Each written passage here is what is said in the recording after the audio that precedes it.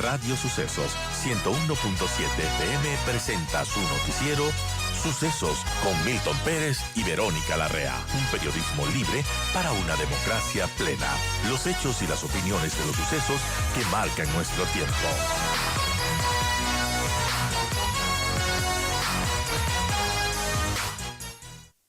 A su criterio, ¿cómo termina este año y qué aristas debemos tomar en cuenta de cara al 2023? Bienvenido. Verónica, buenos días, gracias por la invitación. Creo que es importante hacer, digamos, un resumen, no quizás un resumen, sino como identificar cuál ha sido quizás el comportamiento que se ha desarrollado durante todo el año, ¿no es cierto? Lo primero que es importante decir es que este es el primer año que se hace una evaluación integral del presidente Lasso y de su gobierno, porque el anterior año fue un año, digamos, partido por la mitad, no fueron exactamente, fue incompleto. Y quizás la característica fundamental es lo que usted ha dicho, ¿no? El alto pesimismo.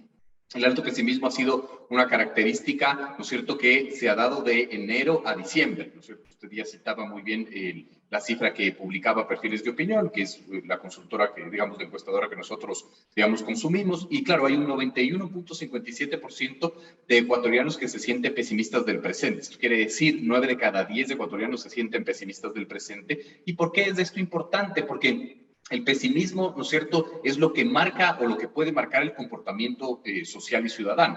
Mientras una sociedad es más pesimista, ¿no es cierto?, hay menos posibilidad de gobernabilidad, por ejemplo, ¿no es cierto?, para el Ejecutivo, para el Legislativo, etcétera, ¿no? Pero esa no es la única cifra que nos ha llamado mucho la atención, sino el pesimismo futuro también. Usted citaba 5.09% cree que la política, digamos, no va a mejorar, el 6.79% cree que finalmente la economía más bien que la economía va a mejorar y el 5% cree que la política va a mejorar. Esto quiere decir que finalmente el 95% cree que no, ¿no es cierto? 67.8% creen que el desempleo va a aumentar y un 80% creen que la inseguridad va a aumentar. Entonces no es solo el pesimismo presente, sino el pesimismo futuro que puede de una u otra manera marcar el estado de ánimo de lo que puede ser el 2023. Bueno, es complejo, ¿no? Esta desazón, este pesimismo, pero yo quisiera preguntarle a Pedro, según su percepción y con su experiencia, ¿qué pasó? Porque aparentemente el gobierno de Lasso inició bien, tenía esta exitosa campaña de vacunación, estábamos contentos, pero de repente eso cambió de un día a otro. Y la gente ya no estaba tan contenta y nos volvimos pesimistas y luego llegaron estas tensiones políticas entre el gobierno, la asamblea y las organizaciones sociales. Y bueno, no se diga este paro que se vino en junio, ¿no? ¿Qué pasó? Es muy interesante porque nosotros tenemos que hacer comparaciones, es decir, para poder sacar conclusiones, ¿no es cierto? La herramienta quizás más fácil es la comparación. El 2021, por ejemplo, ya tenía unos niveles de pesimismo altísimos con el gobierno de Lenín Moreno, ¿no es cierto? Datos decía que en abril 8 de cada 10 ecuatorianos se sentían pesimistas del presente. Llega el gobierno de Guillermo Lasso y en agosto logra, no sé si consciente o inconscientemente, reducir ese pesimismo a 4 de cada 10. Estas son cifras de datos, ¿no? Entonces, claro, fue, digamos, una gestión supremamente interesante durante esos 6 primeros meses, ¿verdad? Pero claro, en diciembre, enero y febrero del 2022 ya empiezan a estallar estos, digamos, ámbitos de violencia, masacres en las cárceles, etcétera, y claro, el pesimismo vuelve a apoderarse de la dinámica ciudadana. ¿Cuál es la razón? Pueden haber un montón de razones, creo que lo responsable es hacer una investigación, pero si yo puedo lanzar una hipótesis, sí diría que el gobierno es muy malo manejando la expectativa. Se genera mucha expectativa finalmente, y en política el mayor enemigo, ¿no es cierto?, de los políticos, de los actores sociales, etcétera, es la expectativa. Vimos, por ejemplo, que apenas ganó Guillermo Lasso, se acuñó esta frase del efecto Lasso y se dijo que va a venir inversión extranjera, que al día siguiente todo el mundo va a tener trabajo, etcétera. Claro, el problema es cuando tú creas demasiada expectativa de algo que no puedes controlar. Digamos, pongamos sobre la mesa 4 temas, digamos, cualquiera, ¿no es cierto? El presidente Lasso hace 2 o 3 meses anunció el fin de la pandemia en el Ecuador. Hoy el COE Nacional nos obliga otra vez a usar mascarillas con toda razón. Claro, y allí donde queda la palabra del presidente, ¿no? Exactamente, la credibilidad, pero sobre todo, digamos, se crea imaginarios que después no pueden cumplirse, porque tú no puedes controlar la pandemia, ¿no? Entonces, generar, digamos, una expectativa sobre algo que tú no tienes control no es estratégico. Hablemos del tema del visado Schengen, por ejemplo, ¿no es cierto? Se anunció que los ecuatorianos ya no vamos a necesitar visa Schengen, claro, ocurrieron ciertos temas que estaban fuera de control, pero ese es el punto. Es decir, no bases la generación de una expectativa de algo que tú no tienes control, el TLC con México, etcétera. Entonces, creo que esa puede ser una pequeñita de las miles de razones que nos pueden explicar finalmente esta desazón y esta situación. Bueno, qué interesante. Ahora, al tener un pesimismo tan alto, ¿qué es lo que resulta? Porque este 2023 hay retos importantes, un 2023 que además, Pedro, estará marcado por un referéndum que está liderando el mismo Ejecutivo y que quizás presente algunos cambios importantes como quitarle las funciones denominadoras de autoridades al Consejo de Participación Ciudadana. Pero, ¿cómo vemos ese 2023 con todas estas cosas, ese contexto que ya cargamos del 2022? Yo, digamos, sostenía o sostengo que el 2023 va a ser un año partido, ¿no es cierto? El 2023 recién va a empezar en su dinámica política social verdadero en marzo y abril. Es decir, el proceso electoral va a congelar absolutamente todo, diría yo, ¿no? Pero además es un proceso electoral de dos pisos, un proceso electoral muy complejo porque el Ejecutivo otra vez le apostó, ¿no es cierto?, a generar una estrategia política de un fenómeno que le va a costar controlar finalmente, que no está bajo su control totalmente. Le apostó finalmente a subir un proceso electoral sobre otro proceso electoral. Entonces, los cimientos, por ejemplo, de las tarifas de los candidatos de las seccionales se van a construir con el sí y el no de la consulta popular, y la consulta popular tendrá los cimientos de su tarima en las candidaturas de las seccionales. Entonces, es un proceso electoral muy complejo, pero además que sí le determina, ¿no es cierto?, un futuro al gobierno en dos sentidos. Creo que hay un riesgo de que pueda perder y eso merme su capital político mucho más, pero creo que es el menor de los problemas. Yo creo que el mayor de los problemas es de si gana finalmente, ¿no? ¿Y por qué? Porque el Ejecutivo ha generado la expectativa o la campaña de él sí de la consulta popular como si la consulta popular fuera a resolver los problemas de inseguridad. Y es tal el nivel de desazón de la gente que la gente ya lo que necesita es resultados inmediatos. Claro. Y la inseguridad es un problema estructural de largo plazo. Ese no es un problema que se va a resolver con una consulta popular. Entonces, si gana, el gobierno va a tener que administrar la alta expectativa, ¿no es cierto?, de la ciudadanía de que ya se va a resolver el tema de la inseguridad, y todos sabemos que eso no va a suceder. A mí me llama mucho la atención, por ejemplo, una cifra que daba Perfiles de Opinión. Es la primera vez que yo en 15 años de leer encuestas me doy cuenta de esto. Hay un 59.86% de la gente que reconoce la inseguridad como su principal problema. Este puede ser una obviedad porque todos sabemos lo que está sucediendo, pero es muy raro que en procesos, ¿no es cierto?, de estudios cuantitativos, el 60% de los problemas que preocupan a la gente se debe a un solo problema.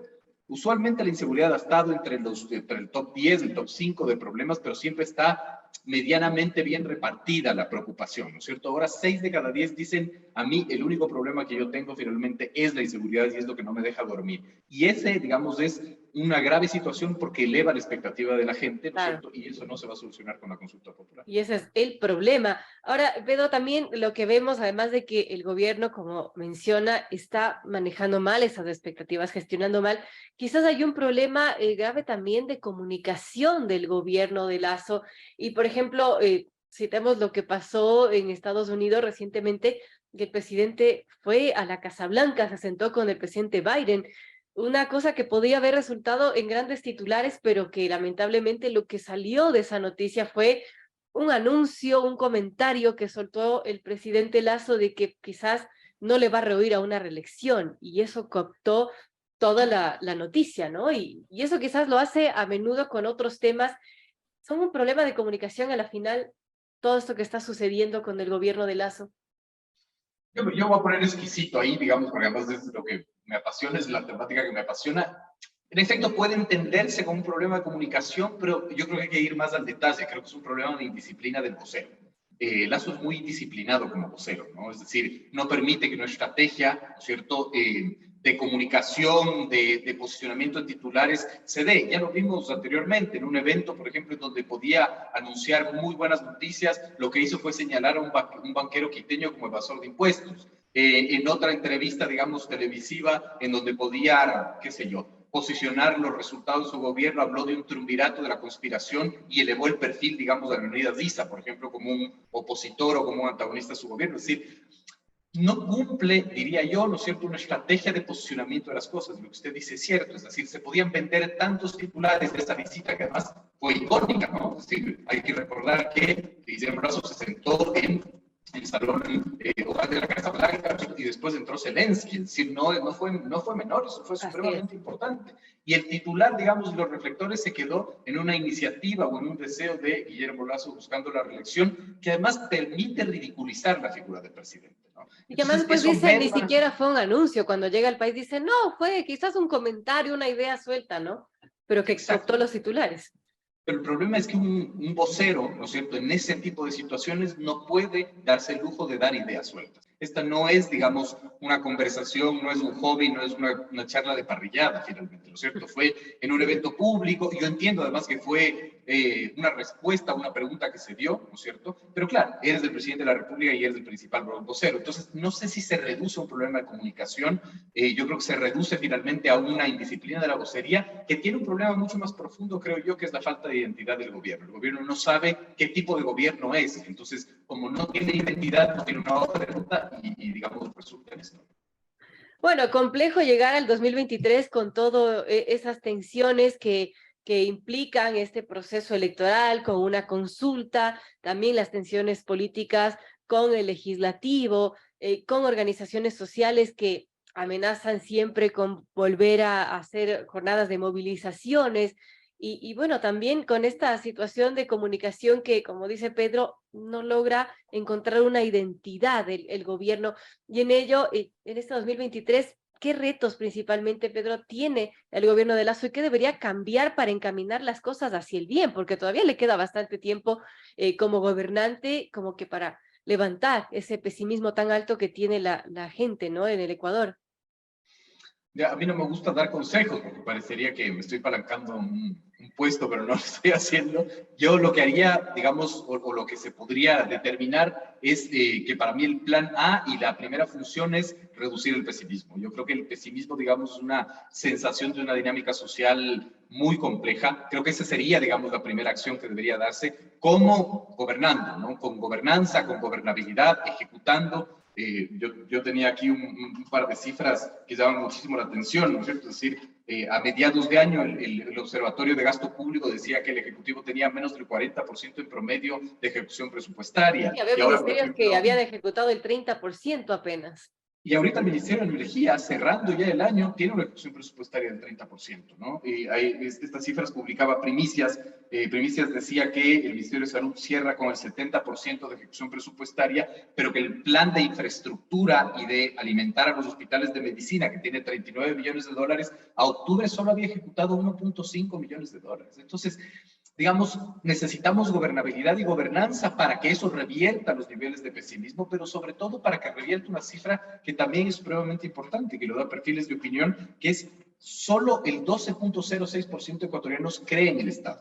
Esto es gravísimo, quiere decir que solo 1 de cada 10 creen finalmente en el Estado, y cuando no crees en el Estado, ¿no es cierto?, es la periferia la que resuelve las tensiones sociales, y usualmente esa respuesta es la violencia.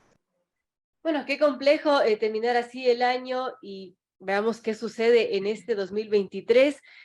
La consulta, Pedro, ¿en qué medida podría cambiar las cosas? Porque también mencionábamos, se juega el presidente una carta importante, ¿no? De si apoya, si gana el sí, también es un apoyo tácito al gobierno actual. La consulta es un gran riesgo por las condiciones, por el contexto, por poner finalmente a un proceso electoral sobre otro proceso electoral. Es un riesgo gigantesco. Hay el riesgo del desgaste, digamos, de su capital político perdiendo. Hay el riesgo de no manejar la expectativa ganando. Entonces, digamos, creo que no va a cambiar nada porque a la larga no topa los temas de fondo en mi criterio, ¿no es cierto? Topa temas que son bastante cuestionados, bastante discutidos. La reducción de asambleístas, por ejemplo, no tiene ningún sentido técnico. Nosotros somos el país que está en el número 15 de países con más asambleístas de la región. Es decir, digamos, es absurdo pensar finalmente que reducir los asambleístas va a ayudar a la calidad de la democracia. Y si no, hay que ver los números. Por ejemplo, qué sé yo, estudios decían que Uruguay, ¿no es cierto? Uruguay tiene mucho más asambleístas por millón de habitantes que Ecuador, ¿no es cierto? Y es una mejor democracia. Y Venezuela tiene muchos menos asambleístas que Ecuador, que tiene una peor democracia. Entonces, no tiene ningún sentido. Creo que más bien, digamos, va a tensionar más las relaciones políticas y sociales y lo veremos después en el 2025 si es que gana la consulta, cómo se aplica aquello. Qué complejo. Bueno, ojalá este 2023 sea un año para levantar ese pesimismo que tenemos los ecuatorianos y que sea mejor para todos. Gracias a Pedro Donoso, director general de ICARE, Inteligencia Comunicacional, por hacer este análisis de cómo terminamos en este año, qué nos depara el 2023. Y por cierto, felicitaciones por el libro, también La Sociedad del Mito, reputación y posicionamiento en tiempos de narrativas en disputa, que también me lo ha hecho llegar y agradezco mucho porque está súper interesante. Gracias, Pedro.